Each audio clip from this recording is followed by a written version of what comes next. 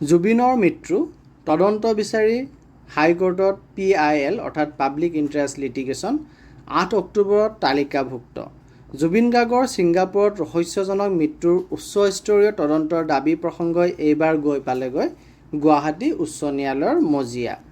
জুবিন গাৰ্গৰ ৰহস্যজনক মৃত্যুৰ স্বতন্ত্ৰ বৈজ্ঞানিক পৰীক্ষা আৰু ন্যায়িক পৰ্যবেক্ষণত তদন্ত কেন্দ্ৰীয় অনুসন্ধানকাৰী সংস্থা CBIলৈ হস্তান্তৰ কৰাৰ দাবীৰে একম সনাতন ভাৰত দলৰ সভাপতি অমিতাভ শৰ্মাই শেহতীয়াকৈ গুৱাহাটী উচ্চ ন্যায়ালয়ত এখন ৰাজহুৱা স্বাৰ্থজনিত আবেদন অৰ্থাৎ PIL দাখিল কৰিছে।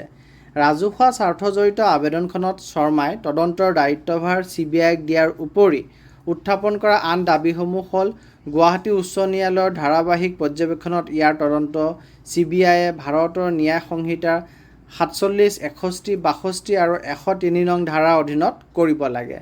ইণ্টাৰপলৰ জৰিয়তে ৰেড কৰ্ণাৰ নটিচ জাৰি কৰি সন্দেহজনক পক্ষসমূহক আন্তৰ্জাতিক আইনী প্ৰক্ৰিয়াৰ অধীনলৈ অনা, ছিংগাপুৰ চৰকাৰৰ সৈতে হোৱা সকলো চৰকাৰী চিঠিপত্ৰ যোগাযোগৰ তথ্য ন্যায়ালয়ত দাখিল কৰিবলৈ কেন্দ্ৰীয় চৰকাৰক নিৰ্দেশ দিয়ক। এইমছ বা কেন্দ্ৰীয় ফৰেনচিক বিজ্ঞান পৰীক্ষাগাৰৰ চিকিৎসকসকলক লৈ স্বতন্ত্ৰ ফৰেনচিক বোৰ্ডে যাতে বিষয়টো নিৰীক্ষণ কৰে। মৃতদেহৰ পৰা সংগৃহীত ভিচেৰা, তেজ, টিচু আদি উন্নত বৈজ্ঞানিক পৰীক্ষা কৰিবলৈ সংৰক্ষণ কৰা। গুৱাহাটী উচ্চ ন্যায়ালয়ৰ দ্বাৰস্থ হোৱা অমিতাভ শৰ্মাই এই সন্দৰ্ভত কয় যে জুবিন গাৰ্গ কেৱল শিল্পীয়েই নহয়, তেওঁ অসমবাসীৰ হৃদয়ৰ সৈতে সংযুক্ত এক শক্তি। তেওঁৰ মৃত্যুক লৈ সন্দেহ থাকিলে সেয়া উদ্ঘাটন কৰি ন্যায় ব্যৱস্থা নিশ্চিত কৰাটো আমাৰ নৈতিক আৰু আইনী দায়িত্ব।